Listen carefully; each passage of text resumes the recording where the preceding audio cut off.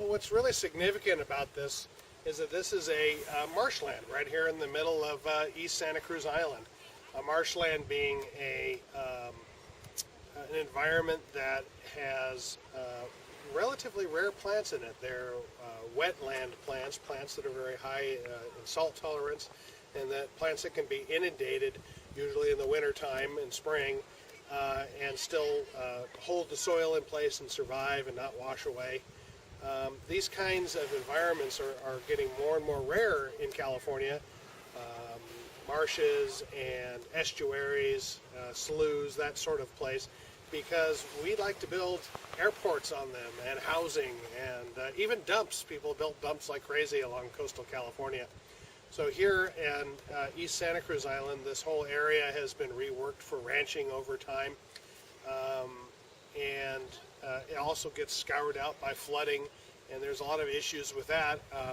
So this environment probably doesn't look exactly like it did 150 years ago, but it gives you an idea of the kind of marsh that was probably in here before ranching times.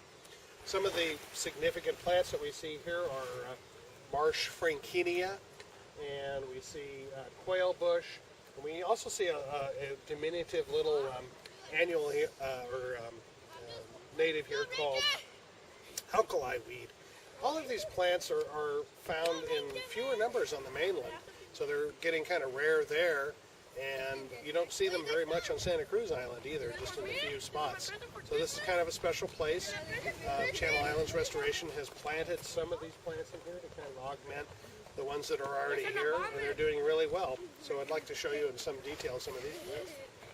So this is the cressa, the alkali weed, and a little bit of detail here with its cute little blooms. It generally blooms from May through September. So you'd actually see this as kind of a late bloomer compared to a lot of the other plants that we see blooming in spring. So if you're here a little bit later in the season, this might be something that you could point out to visitors. If you get down really closely with a hand lens or with a camera, with a good lens, you can see how intricate the flowers are. They're really kind of pretty. And one of the things I'm just noticing in this area is how easily these things get trampled by visitors, though. Up here on the uneven side of this little area, the plants are in good shape, but down where it looks like people have been walking, they're pretty damaged. So they're pretty sensitive. Just in general, our marsh plants in Southern California have really disappeared because our marshlands are just a fraction of what they used to be. They've been so decimated by development.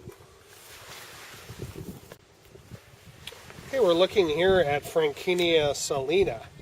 This is Alkali-Heath, and this is another late bloomer, something that you'll find blooming basically June through October.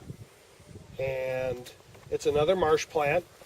This one's a little more common than the cressa, but still, in general, there's a lot less Frankinia in the world than there used to be. Right now, this time of year, Frankinia's got gorgeous little pink flowers on it. So if you're careful and you can bring visitors in close to this without trampling anything, it's kind of a neat green plant as everything else is kind of turning dry this time of year. Interesting note about Frankinia on Anacapa Island. It grows with the ice plant on Anacapa, although the ice plant tends to dominate. But if you remove the ice plant, the Frankinia really takes off and fills in where the ice plant has been on some of these wetter locations on East Anacapa Island.